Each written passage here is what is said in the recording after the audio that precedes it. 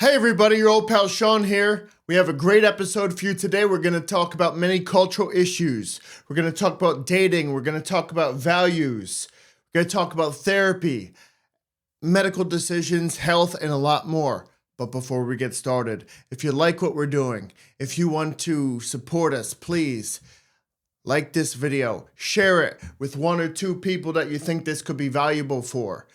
Remember, we're on YouTube, we're on Spotify. I'm looking at getting onto X and other platforms. If you want to share some of this content, if you want to clip it, feel free. Just attribute it back to Shawn Zemba podcast and feel free to clip it, edit it, do a mix of it, whatever you want to do. Get this message out there. We're trying to improve the world here. And if you're in a good financial position, please consider giving our givesendgo.com/SZP a gander. Anything that comes in is going to go right back to the podcast so that we can put more time and into it and eventually produce higher quality videos for you. As you can tell, my editing skills are non-existent.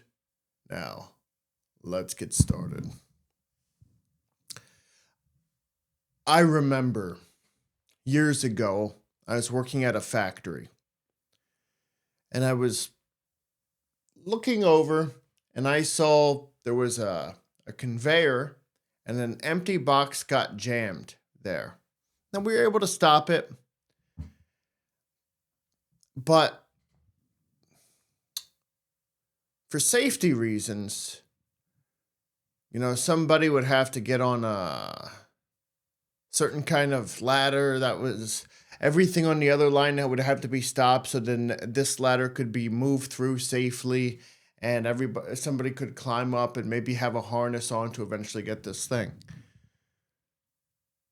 But before that policy was in place, I've seen this done a million times. There's a very, very stable, easy to move upon platform. And you just grab a broom, hop up on it, boop, poke it, and it would fall down. And it gave me a contemplation. Some people really value freedom. I believe people have the right to do whatever they want.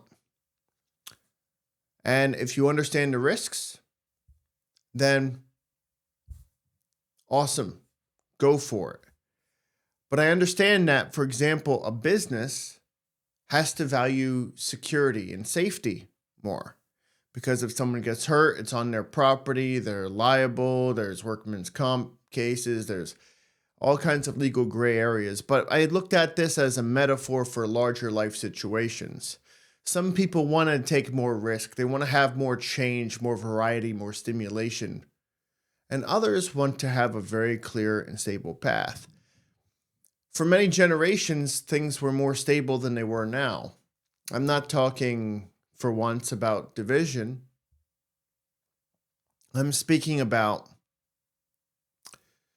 how quickly things adjust. The way it often was in many cultures, I'm not going to claim to be an expert in all of them, but a family might be an expert of a particular trade, maybe smithing, maybe craftsmanship, maybe it was being a good tailor or carpenter or baker. And everyone in the family would somehow participate in this.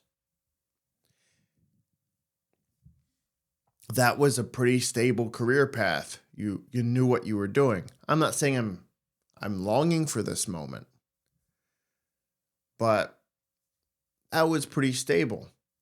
As society developed and more career paths became available, families eventually deviated from the family trade, and people would learn different industries and build careers upon that. And often you could stay with a company for 10, 20, 30, 40, 50 years, and you'd be rewarded for the loyalty. Maybe they had a pension, maybe they had some good benefits, and you'd be with that company forever, have a stable life, very predictable. But now, someone growing up these days, a person might change industry several times. let alone company. Things are changing. It's hard to rely on one thing or one skill set. And with AI looming, there's so many jobs that can completely disappear or shift. Whole industries can go in a blink. There were so many different industries that were eradicated just by the development of greater cell phones. There were whole GPS systems you would plug into your car. Now they're gone. Maps. Well, they're still map makers, hard to find. You'd have people just taking throwaway cameras and developing them at, say, the pharmacy. Well, that doesn't really happen anymore. I'm sure maybe you could find some for kids, perhaps, somewhere, but many industries transformed by one disruptive piece of technology. Things are incredibly different in dating. Perhaps, people would often stay in the same town they were born in. And so you often knew about most of the people in your age group. Maybe you probably went to school with them. You heard their reputation. You knew who they were. And you figured, okay, this is my range of opportunities. So you would have to have a good reputation of some kind. And I'm not going to make some judgment on what constitutes a good reputation, but there are relatively few choices. And then you'd get married and you'd be stuck. There'd be some type of arrangement, and women, I'm not saying this is a good thing. I'm saying it's a thing that happened, would end up in relationships. And, you can't just leave that easily. For one, who are you going to? Who are the options? There weren't that many. Number two, after World War II and the heavy industrialization, many times women didn't have education. They didn't have a well-developed career field. If they did, they'd have to take breaks for raising children. It could be an extraordinarily difficult thing, and that can hurt a career. It wasn't so easy to just get up and go. Today, all you got to do is post a status and say, my partner doesn't get me. And all of a sudden, you got a bunch of people slide into your DMs going, oh yeah, well, you're a masterpiece and he's a piece of trash. And you say, no, don't talk about him like that. He's a great guy. No, it's true. You're a goddess. You're a queen. And he's working at Dairy Queen. He's nothing. I understand you. I understand how much you bring to the table. What does he bring? Nothing. Irritation. No, he's a good man. If he was a good man, he wouldn't be stressing out a beautiful woman like you. You are an infallible creature of infinite beauty. Oh, that's so sweet of you to say. Hey, if you're ever stressed out, let me know. If you want to talk. Yeah, I mean, we could talk. I don't see friends too often anymore. Yeah, I'll be over in a little bit. Okay, but it's just coffee. It's just coffee. A little bit later, boom, boom, boom.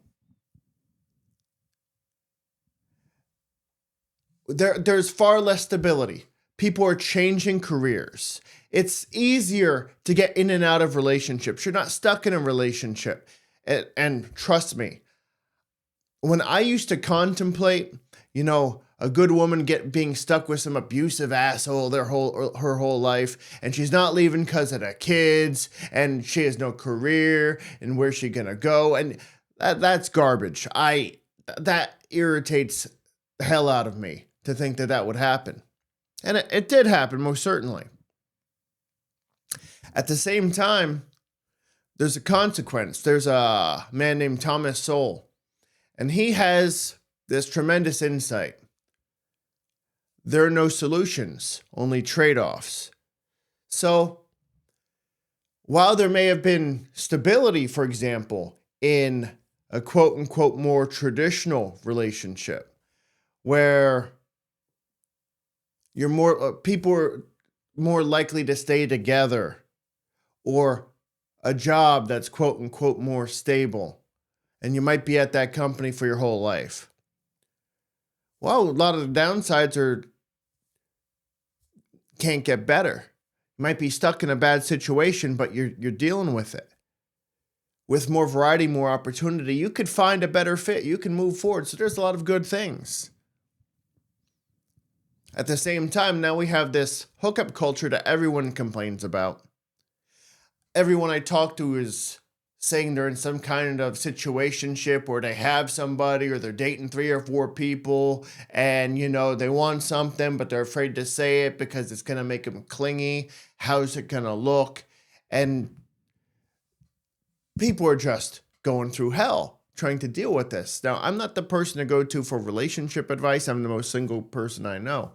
But just look at the culture. Just look at the memes, the videos that cross your path every day. These are the things that people are complaining about.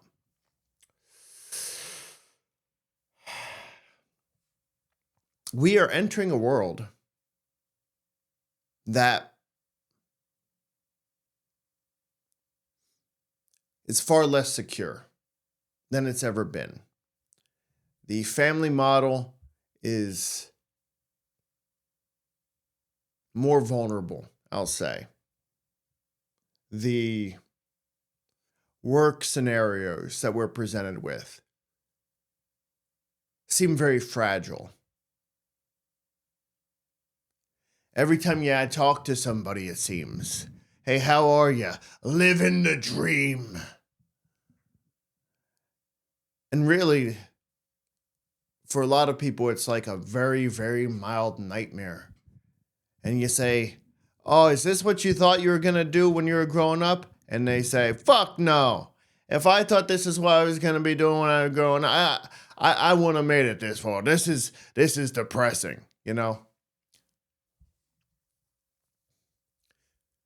So there's greater societal instability in a lot of the core structures of our lives. When I was growing up, people were told, hey, if you want to have a good job, what you need to do is go to college, get a degree. Just any college, just go forth. And we were given oversimplified solutions. I didn't go, but so many people I know did. And yeah, there are people who got into the medical field. There are people who became lawyers. And I know money's not everything. However, the vast majority of people that I know who got degrees, well, they just ended up with enormous debt that doesn't really help them to get high quality jobs. And every region is different. In my region, warehousing's pretty big. And you develop a good resume warehousing, you can make way better money than vast majority of degrees are going to get you. Now, of course, you could do quite well in finance or computing and some different, like I said, legal issues. But money's not everything, but everyone's struggling for money these days. Even if you have a high dollar an hour range, people go, well, can't afford anything, can't go anywhere. And the idea of owning a house is just insane. But this is what we were promised. Just march forth, go and get a degree, get a good job, get the house, get the family, build a life. And where did that get us? Well, for a lot of people, nowhere. In fact, negative nowhere. It took us back into places we don't want to end up. But we are told oversimplified solutions. And this is common in every industry. In dating, people feel we're so insecure in our lives, and some people, they'll value freedom. I'd lean that way a little more. Some people will value security. And in order to attain that security, they make a mistake. They often say, in their mind, I will shape myself, I will become whoever I need to be to have a relationship. Now, often this isn't a conscious dialogue they have with themselves, but they'll often say, something along the lines of, okay, well, I gotta look good and I gotta dress this way, and I have to present myself in a good way, and like, I love Taylor Swift. Um, and one of the all of a sudden, I should have thought about this before I brought this up. One of her songs, she basically says she's gonna find out what you like and be that girl for a month. And if I thought about this, I would have looked up the lyric precisely. Anyway, that's what a lot of people are doing. What face can I put on? What role can I play to secure a relationship? But the thing is, you're moving into the relationship, and guess what? It's built on lies. It's built on lies because you're not the person you're presenting yourself as.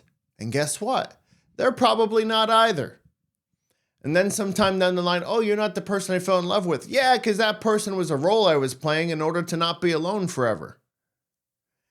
And how long can you live a lie? How long can you put on this mask and put up these walls and repress your feelings and shape yourself and bend yourself so that you're not alone, or so that you can have sex, or so that you can have some emotional validation, or someone to live with and split bills with? And I'm not saying you're a bad person for this. I'm saying that life's complicated, and we don't always make the most long-term thinking, far-sighted steps to secure a better future. And it starts with this, my heart goes out to these people, and I've had friends is a strong word. I'll say acquaintances who would complain about going on dating sites or using dating apps. And, they'll use filters and they'll hit that angle so it shows their body in a certain way where they're about 120 pounds lighter than they are. And then they'll go out and then they'll have their date and then come back and say, oh, men are so shallow. Men are terrible. Well, he's saying I'm bigger than he thought and he's not attracted to me. Oh, is everything the body? Is everything looks? And men are so scummy. And, it sucks to be rejected by anyone. It started with this person rejecting herself. And this isn't one instance I saw. It's numerous. I've seen this type of thing many, many times. And it's not one person doing something wrong. It's, well, you don't accept yourself. So you're making yourself look like you don't look. You're hiding things and hoping that the big surprise is going to be welcomed. And guess what? It's not always welcomed. Now, if you're doing that physically, if you're trying to hide what you look like, we're also doing this emotionally. We're doing this socially. We're pretending, oh, I'm more extroverted than I am. Oh, yeah, I love to party. When maybe you don't. Or maybe, yeah, you like a good party now and then, or you like a good social gathering now and then. But you know what? After a while, it gets fucking old.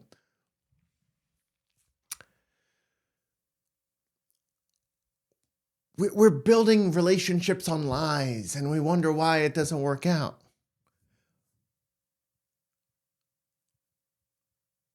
And then you'll hear some dating coaches, and I was in the coaching industry. I've encountered a lot of different people, and they'll say things like, oh, well, date as many people as you can because you're going to get an abundance mindset, and then you're going to have options, and then you can select the option you like. And if it don't work out, well, guess what? You already got 30 people in the Rolodex, and just open a portfolio and make another call. And, there is something to that, especially if you don't have confidence, if you've never had opportunities or options, and you need to build up a sense of self-worth so you're not shrinking yourself into a useless piece of scum that is lucky to get scraped off of somebody's boot,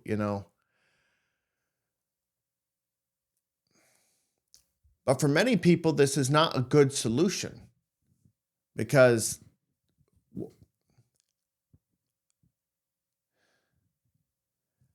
for one, a lot of people can't handle one relationship, let alone a bunch. For two, they're staying in some kind of gray zone where everyone's catching feelings to some degree and others are just being used for their bodies or their status or what have you. It's becoming a very complicated thing. And then everyone's in some kind of situationship and they're bitching about it. And I don't want it to be, I don't want to put pressure on her or put pressure on him. I don't want to come across as too clingy, but no, fuck that.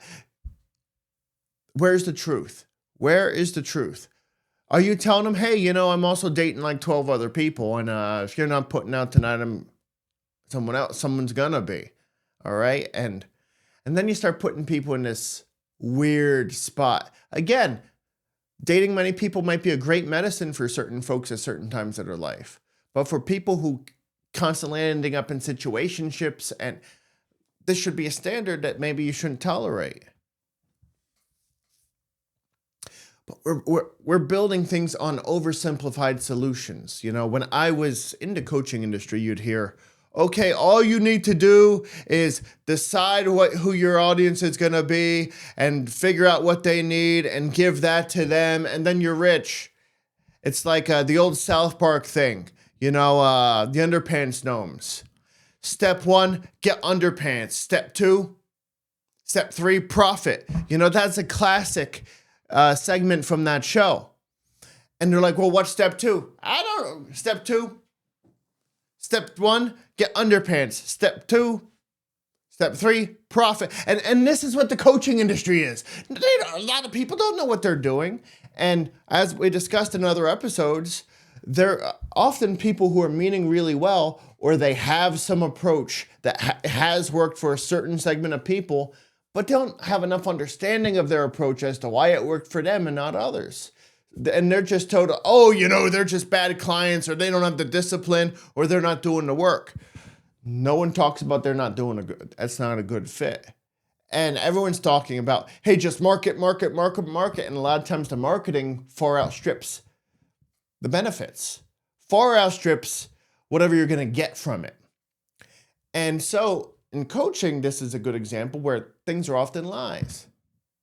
You'll hear, oh yeah, I got this coaching program and you can be rich and live the dream and 1, 2, 3, Or other times it's, oh yes, and all you got to do is sign up for my coaching program and you're going to get this dream partner. Or, oh, just sign up for my coaching program and you're going to get this perfect body. Or, oh, just sign up and they'll have, just talk to Rebecca here. And Rebecca met her ideal soulmate, twin frame, fucking son of a bitch by using my program. And you can too. And it's wild. It's wild. And then a lot of times it doesn't work. And it's not their fault, because people who want to get out of their jobs that they hate, that they feel stuck in, who want to have more financial security, who want to take care of their families in these uncertain times, and they're desperate. They want an answer. And, some real smooth talking person tells them, oh, here's a business model you can get in. You don't have to have degrees, you don't have to have certifications, you just have to decide you're an expert and you're an expert. And as I always go back to, well, hey, just decide you're a heart surgeon and you're a heart surgeon. Go ahead, here's a scalpel. Oh, no, that's not what I mean. Hey, expertise is expertise. Did you lay the groundwork to have it or no? And they say, oh, but, you can have all the knowledge in the world, but if you're not confident, it's not going to work. Yeah, if you're really confident, you could get more out of the skill set you have. But if you don't have the skill set at all, no amount of confidence is going to help you bullshit your way through cutting somebody's chest open and dealing with a cardiac issue. I'm sorry. It's not going to happen. But we're promised these solutions. And, speaking of medicine, and medicine is great. I have so many friends who are doctors or nurses, and they are working their asses off, and they're working crazy hours, and they're spending time away from their families. They're often deeply sleep deprived. They're working, doing whatever they can to save your life, make your life better, make your difficult moment more comfortable, to give you a path to health. They're doing that. Same time, they're informed by pharmaceutical companies who are trying to make money, and doctors and surgeons and whatnot, they're trying to make money. And you get more, and while they really understate risks. They don't say, oh, there's a chance of risk of this thing. Yeah. They don't give you the full disclosure. Just like, yeah, some tiny fraction of a percent of whatever people, it doesn't work out for. But it works for it. But it's going to change your life and everything's going to be marvelous. Just marvelous. Is it? How many people have you talked to that said, oh yeah, we've been working on the right combination of meds to try and get me through my day, but it's not working, because this one makes my hair fall out, and this one makes me fat, and this one makes me groggy, and this one makes me depressed. So I'm trying to do some alchemy here and figure out what special combination is going to do it for me and make me the least miserable piece of shit I can be. And it's a crazy thing. It's a crazy thing. And because we love each other so much, we don't want to fight. We don't want to trigger one another. We don't want to have difficult conversations. We want to validate people. We want to affirm them. We want to lift them up. We want to elevate them and align with them and acknowledge, yes, you are right in your beauty and your truth and your wholeness. But, sometimes the information that people need is uncomfortable. And as I said in the introduction video, I'm just going to give you a quick example. If a doctor,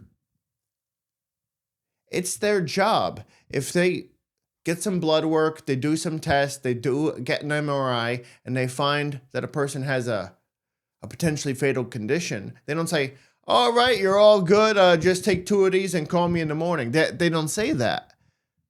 And you wouldn't want them to say that. Instead, you want them to tell you the traumatizing, horrific truth that, hey, looks like you have this condition. Not a lot of people make it out of this, but, here's the information we have. And then that empowers the person because you respect them, you love them, you care about them. That even though it's traumatizing, even though it hurts, even though it might be the worst moment of their lives, you tell them that difficult truth because that's going to empower them to make the decision. Am I going to do a trial? Am I going to get chemo? Is there some experimental surgery I want to take a look at? Second opinions, etc., etc., etc. And there's a reason why they suggest you get second opinions. Again, I love doctors. We're doing miracles every day. People are fighting to keep you alive, fighting to keep your family together. They're doing tremendous medical interventions. But we understate risks and we oversell what we can do. If you just look at the medical journals, look in any scientific journal talking about biology, talking about the chemistry in our bodies, talking about we're always discovering something new. Oh, we didn't know the brain had dysfunction. We didn't know serotonin behaved this way. We didn't understand metabolism at this depth. We didn't get this. We're constantly seeing new changes in diets and recommendations and views because new information comes out. We do not have the complete picture of how the body works. And so we understate risks. In 2016, the British Medical Journal said on average in the US, the number 3 cause of death is medical malpractice at 251,000 deaths per year. And it was clear to say that not all medical errors lead to death. There are many, many others that just hurt a person. And I understand that there are tens of millions, hundreds of millions of procedures and interventions and treatments that are given. I understand that completely. And that is a small fraction. But we don't even have that conversation. We don't have that way to bridge the gap. We don't want to make things more difficult. We don't want people to not get the surgery or not take the medicine that we think is going to help. But so often things don't help. And you don't have to believe me. You don't have to look at some conspiracy. Just talk to people you know who was hurt by some surgery or got some medication that fucked them up. And again, I'm not telling you not to get anything. I'm not a doctor. I'm not a dietitian. I'm not a therapist. But we have to tell people, hey, this could work. This is an option. These are the risks. And there are a lot of great doctors and great nurses and great providers out there who are having those conversations. Not many of them are. On average in the US, people spend 7 minutes with a doctor. How much are they going over? Well, they're doing the same thing. They're checking your blood pressure. They're listening to your heart, how you're breathing. Okay, what are your concerns? All right, let's schedule a follow-up. And that's the level of care many people are receiving. Often, after waiting a long time to get in, particularly if it's a specialist, it's a complicated order of business. We tell people, oh, this medicine's going to fix you, or this coaching problem's going to fix you, or this surgery is going to make the emotional pain go away. And many times they don't. I've talked many times about my love of trans people.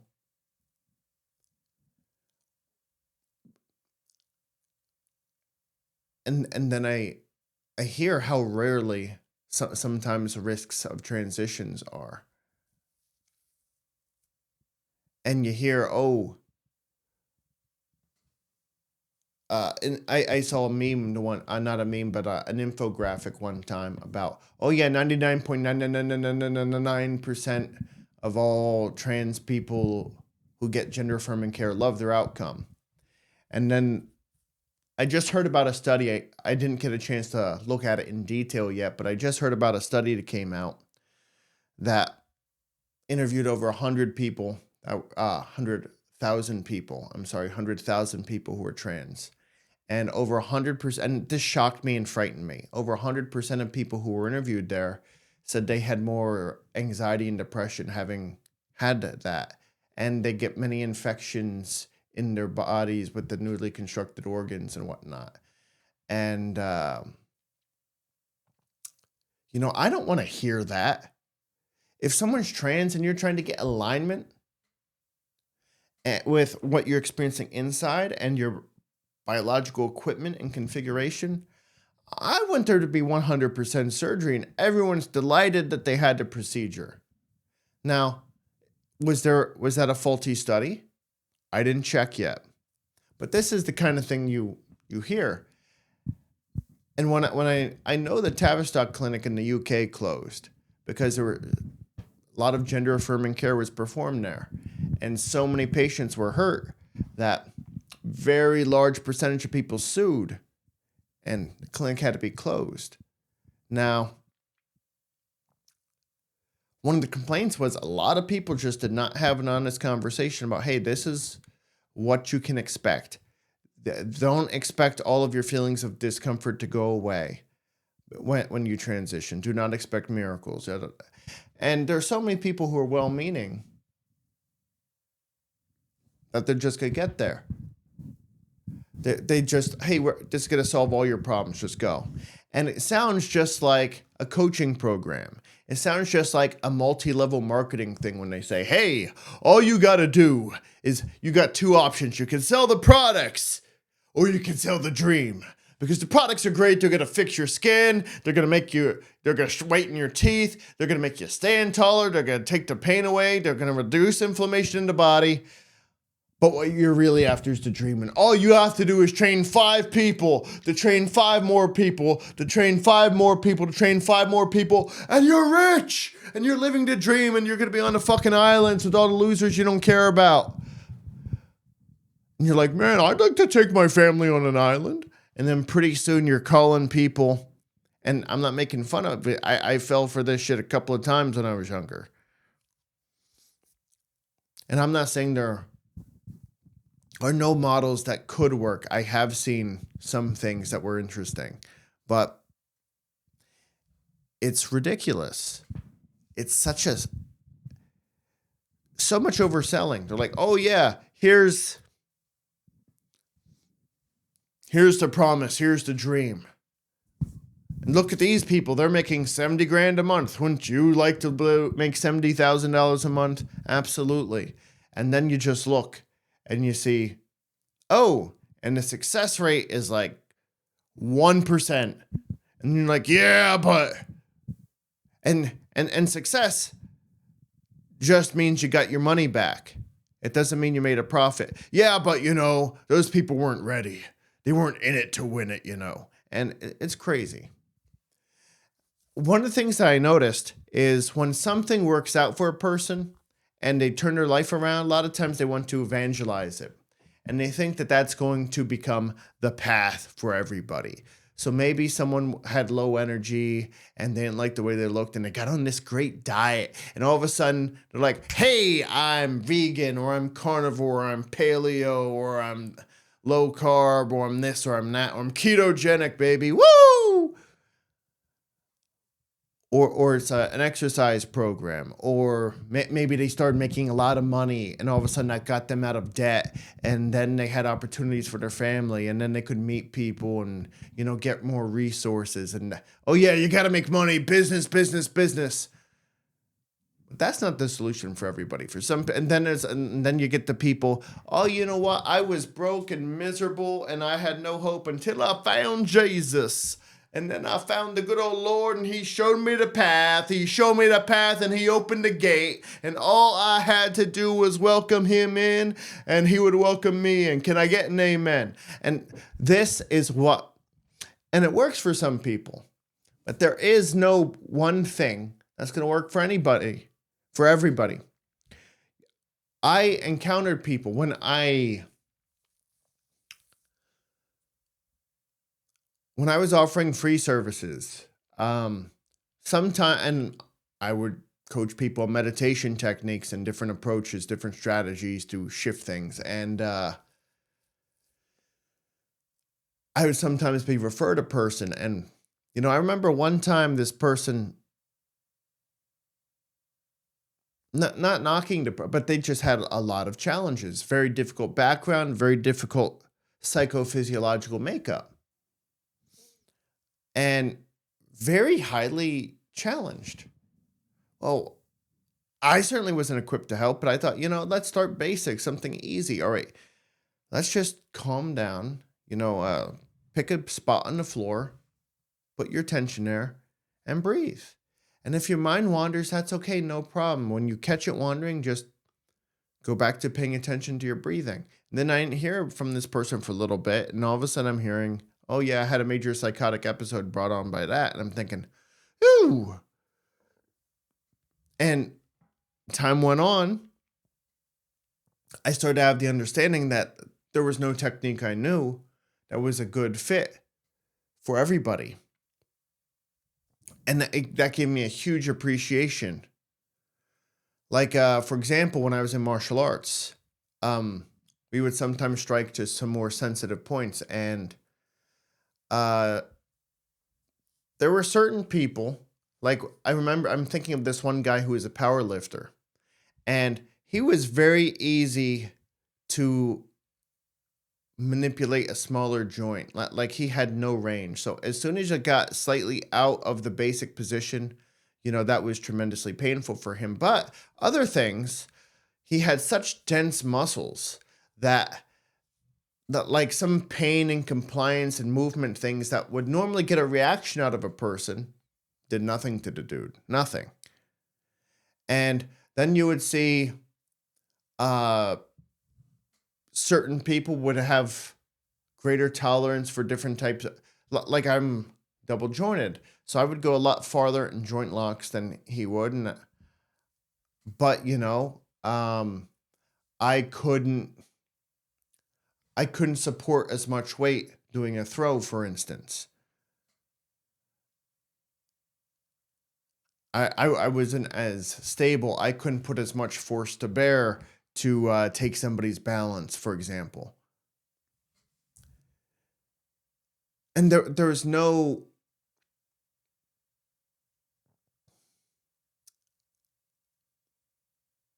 technique that worked for everybody, and there was no approach that works for everyone. But so often, when we get caught up in our own thing, we think that's the answer to every person in the world.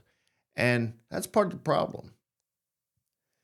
See, there are so many conversations we're not having now because we care, we don't want to fight, and also because we're financially incentivized not to give a lot of details. What does the news is not an excellent medium to be extremely informed because you might hear about 30 different events in the world.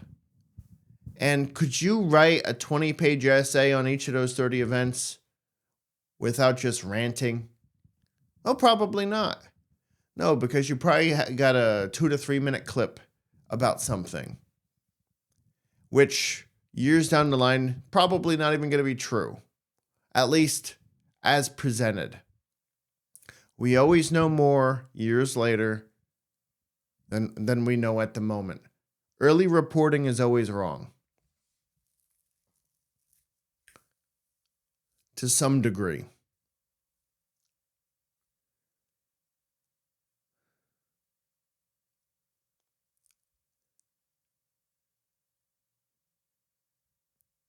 But we have here a society that's built on many small lies. Lies that you would tell, say, in a relationship. Like, oh no, honey, I like going out every night. I just want to be with you. When really they're just trying to keep the peace and not make waves. But they're not that extroverted. They really want to be home more. And that's going to take a toll. Or, oh no, honey, I loved dinner tonight. It was so good.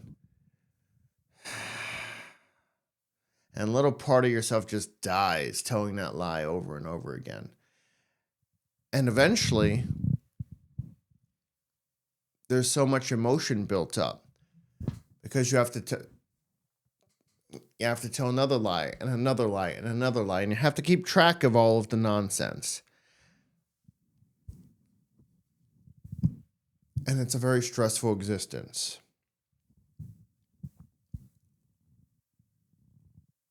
So here we are.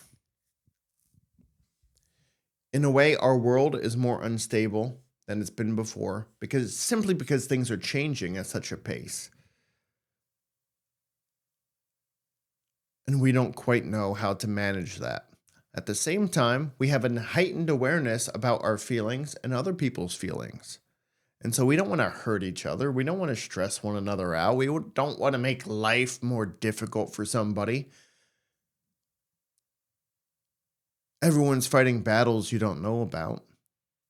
Try and walk a mile in their shoes to understand what they're going through. I get it.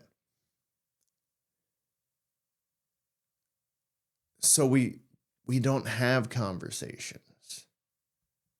And we're taught as a society, hey, don't bring up politics or religion. Just don't talk about it. Don't talk about controversial subjects.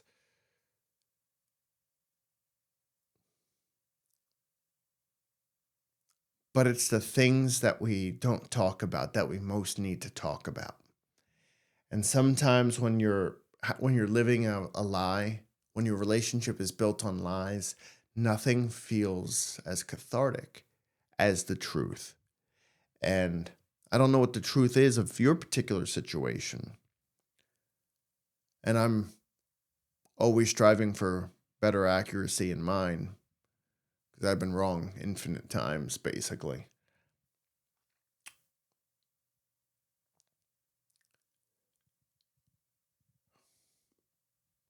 Society is like a bad relationship. It's built on lies. It's built on simplifying things. And we to a certain degree we have to delegate some of that responsibility to people we trust and understand that we're taking a risk because they might not have all the information. Not because they're bad, maybe because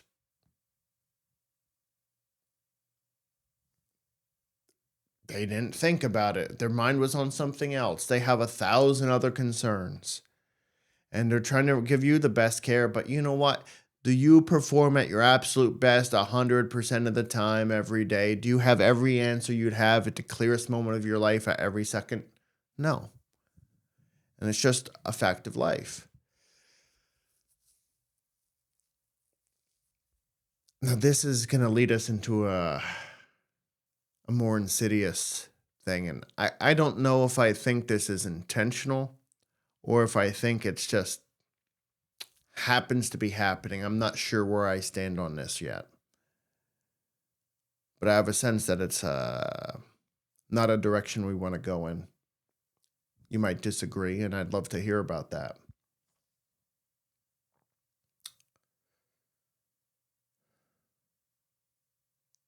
So I talked about in the introduction video how media and different interests are incentivized to divide us. And I talked today about how the narratives we are presented are oversimplified. Just trust your doctor. Just trust your teacher. Just trust your boss.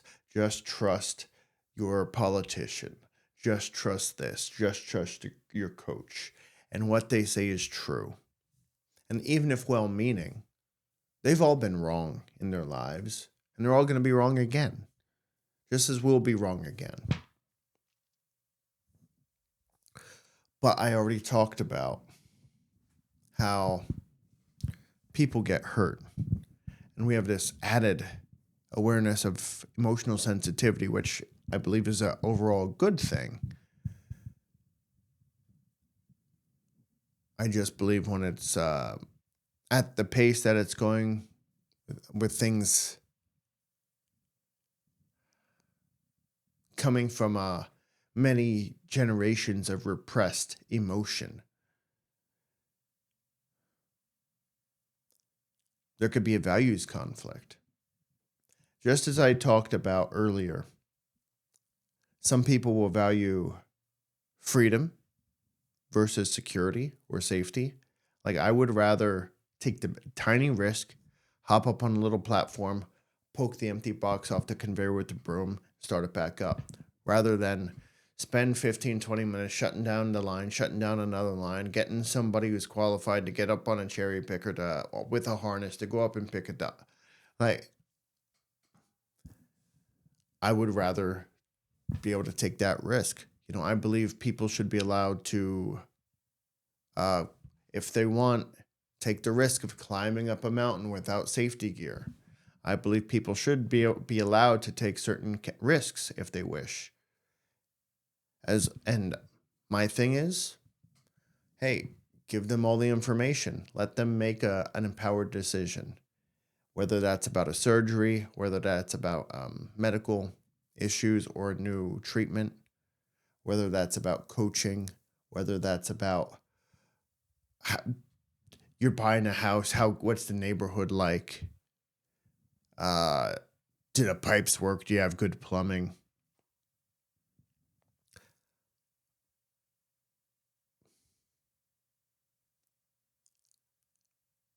We talked about security versus freedom. And because so many people have been hurt for so many generations, many people, and I don't blame them, lean a bit more towards security, a bit more towards safety. And they want the world to become a safe space. And as I told you in the first video where I presented my case, it's a beautiful thing to want to help people, to give them the opportunity to have a safe space. If they're with a psychologist, a therapist, And I have friends who do both of those, and they're doing great work. I care about them so much. So much of, and there are great modalities of therapy, and there are great practitioners, and there are not so great modalities and not so great practitioners, and there are some people are just doing it for the money. Some people are just in it to be predatory, like in any field. And it's a dangerous understanding, but regardless, it's a beautiful, beautiful, beautiful thing to go to a therapist or a psychologist and be offered a safe space. Or if you're in pain, to go to a friend in confidence and talk about what's going on and receive a safe space there. But outside of these settings, a safe space does not exist. There are many people who want to ban words, slurs, ideas, speakers. And it comes from a good place. They want to protect people. They want to shrink the world around those they love to exclude anything that could hurt them. But here's the thing. That's a failed strategy because the world is a serial killer. It's much closer to being a killer than a therapist. We live in a world where disease, heartbreak, betrayal, corruption, old age, war, poverty, and death are everyday realities. There is no escape from pain. And you're never going to be able to shrink the world enough around a person to where they can't hurt themselves and the world can't touch them. If you do that, that person is no longer living life. If you could somehow remove any vulnerability that a person has, that person is no longer human. And this is where it starts to get a bit dark. Because people are aware of the corruption that can happen about how corporate interests and political interests and what have you are incentivized to sell their idea, their agenda, their media, their solution, their coaching program, their surgery, their medicine, their food, their clothing, their car, their house. Because we're incentivized to do that, people sometimes will do very destructive things. We'll say, go to the grocery store and get some food. And then all the health food is around the perimeter of the store. Maybe a little aisle here or there. But the rest of it, well, what the fuck is that? It's not health food. What is it? Is it food? Well, so it could be eaten. It could be processed. Okay, well, is it providing us with the vitality? Well, not really, but, a balanced diet incorporates, a certain degree of poison, And I'm not advocating a particular diet.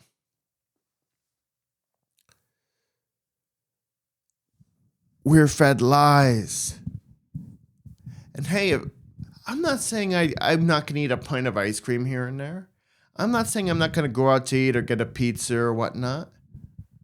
And I understand things are very, very expensive and very, very tasty. And, you had a hard week. So you deserve a little, I get it. It's not your fault.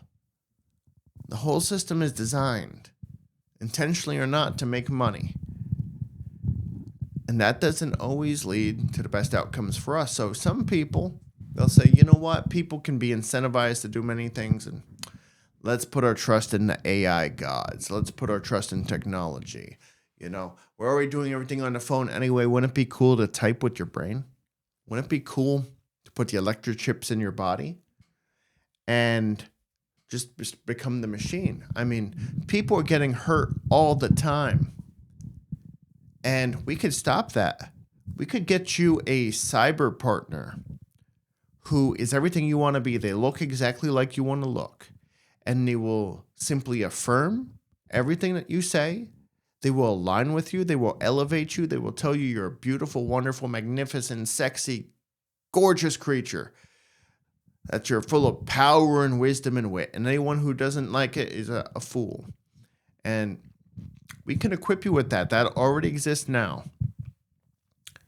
And the 3D cybernetic models that people are building, pretty soon going to be able to compensate for the physical aspects as well. And you wonder why we're feeling so alone, despite having more opportunity to communicate than ever, to get your voice out than ever. We're far away from life. Our biology thrives, fresh air, sunshine, real foods, movement. We don't move. We pretend to move avatars on a screen. We don't really laugh at that deeply anymore. You might send 100 emojis today where the icon is rolling around in laughter. Have you ever laughed so hard that you rolled? Maybe not. And we'll send these emojis while we have a stone look to our face, like we're chiseled from marble. Is it really that funny? Probably not. Because I already told you, and you don't have to take my word for it. Look it up. Check the scientific journals. We're discovering stuff about the body all the time. So our ability is not 100% with surgeries, even if a surgeon conducted thousands of very similar procedures. Our understanding of how medicine is going to react in your particular body is unknown. Our understanding of the body is incomplete. And yet, there are people who want to live in their little cyber worlds.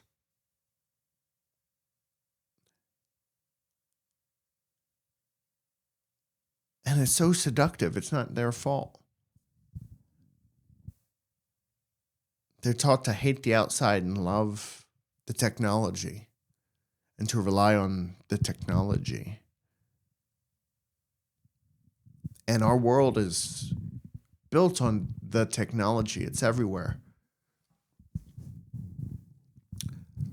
But when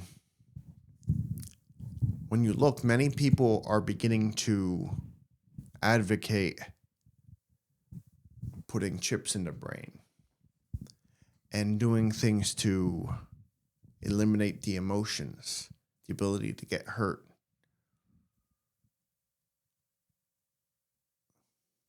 At a certain point, we're losing who we are.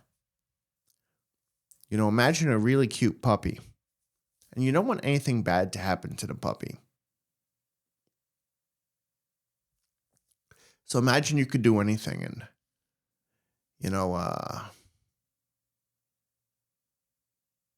you love this dog. But if you had unlimited resources, okay, well, I don't want it to be physically hurt, so I'm going to replace its body with a super alloy. And I don't want it to ever feel lonely, so I'm going to cut out those parts of its brain. So it's not going to, and its heart, so it's not going to feel lonely. And I don't want it to ever feel hungry.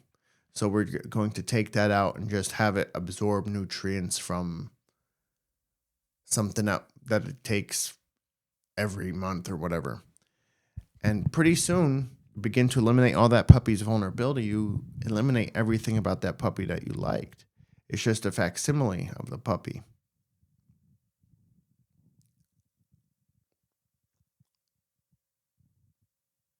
There's no life there. And we're heading into a world where there's less life.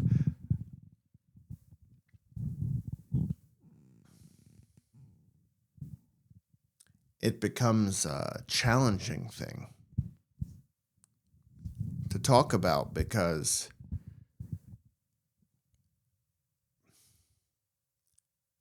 if we want to get away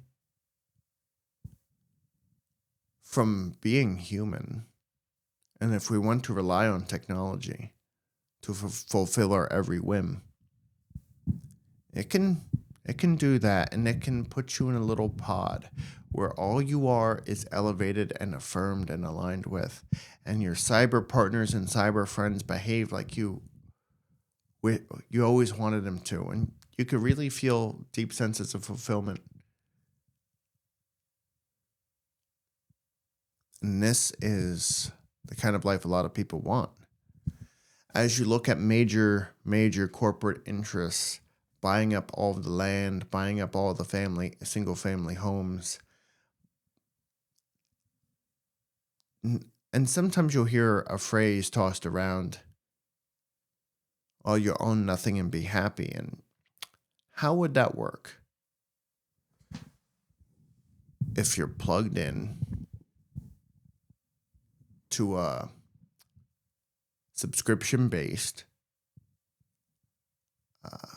simulation that takes you through the life that you would want, and maybe you live in like a little dorm you split with like 30 people, and as long as you're good, you could be plugged into that reality and spend most of your time in this illusion. And maybe, just maybe, you'll find some way to be plugged in forever so you never have to come out of it. So you can always pretend you have this awesome super body and awesome super partner and awesome super friends, and everything's going to be so rich and so beautiful.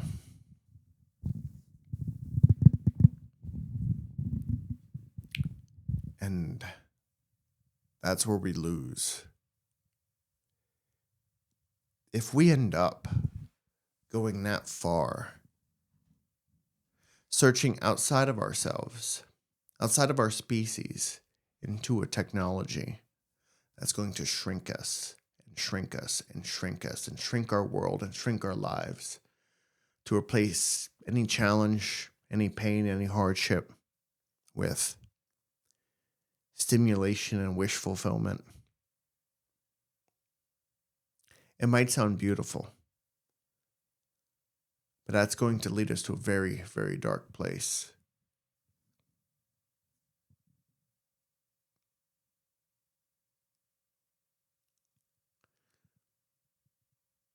If you've never heard these ideas before, I understand it might be startling. And this isn't a conspiratorial thing. There are many companies. They've been editing. We've long had the ability to edit genes. Look at CRISPR. If you don't know what that is, look it up. And they could say, "Oh, we can make you tall. We can make you short. We can make you make your eyes blue or green or brown. We can engineer out different qualities, different characteristics. We can custom build a person." We're very close to being able to take a human being through full gestation in an artificial womb. We have enormous technologies. And more,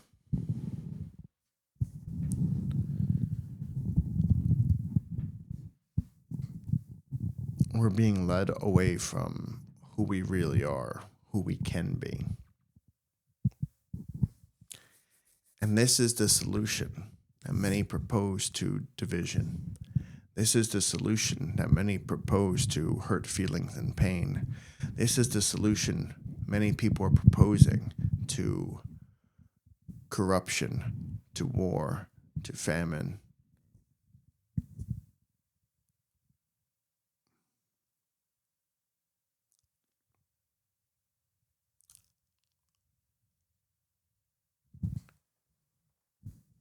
And this is the culmination of wanting to get back to a life of security.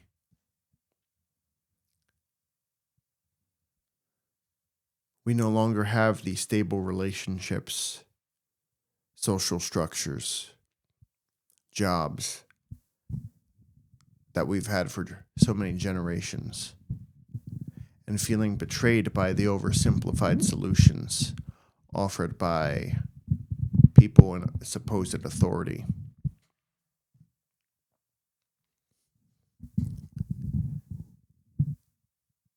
And then a simple, beautiful opportunity is presented. And this movement is called Transhumanism. This movement is about becoming something else than a human being.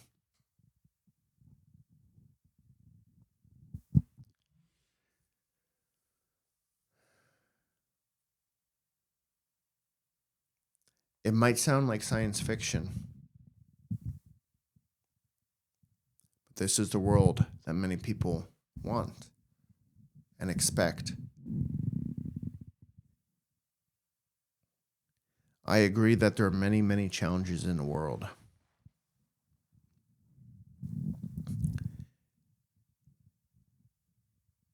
And this goes back to Thomas Sowell's quote. His great insight, many consider it to be his greatest, that I mentioned earlier in this episode.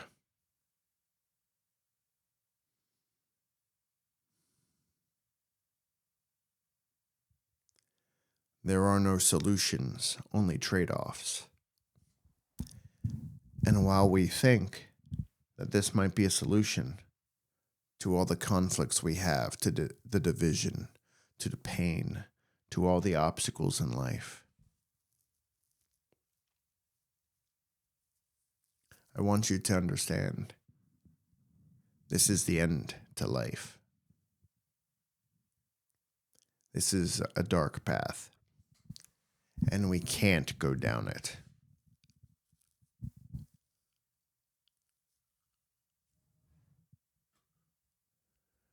We are so much more than we realize, than we give ourselves credit for.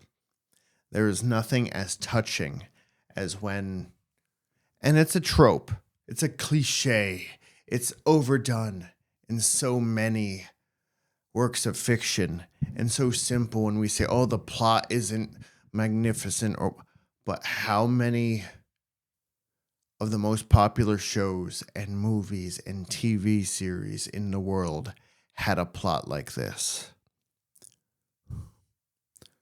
When all hope is gone and things look most dire, our heroes rise up, and against all odds they stand together and they triumph. There's a reason why there are so many shows and so many series that are enormously popular, where friends come together and the power of love overcomes insurmountable odds.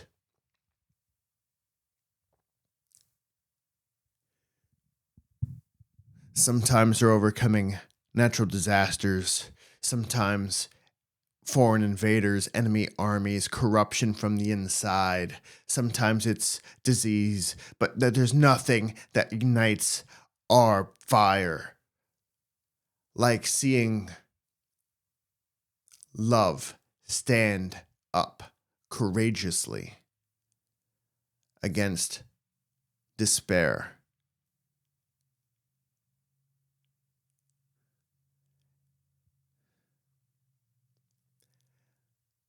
When love, when purity, when goodness, when light comes up, when there's hope, you might get a tight feeling in the throat, and you might start to get tears in the eyes.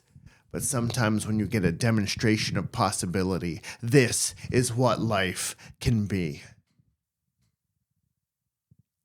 This is what we have to learn to believe in again.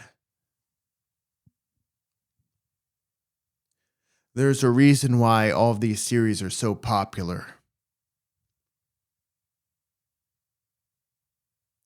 Because deep in our hearts, we want it to be true. We want to believe that friendship, that love, that companionship, that compassion, that the desire to live, to be good, to take care of one another, to stand up for what's right. We want to believe that that can win against all odds.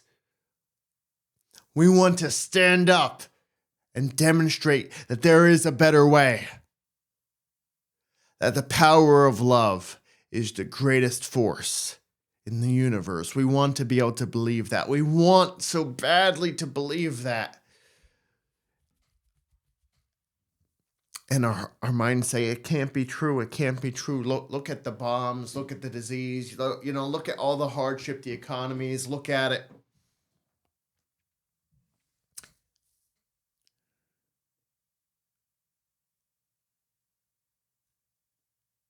And the heart says, I'm here to help your non-belief. We need to decide what kind of life we want, what kind of future we want for our civilization. So we need to rise up. We need to decide. We need to do better. We need to be better people. We need to understand that there isn't a perfect understanding of our biology, and we're just going to plug ourselves into the matrix and all of our wishes will be fulfilled. No, that's not the case.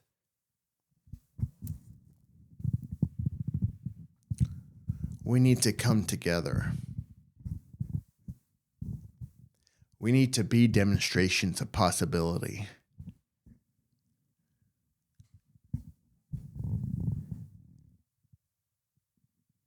We need to help our non-belief,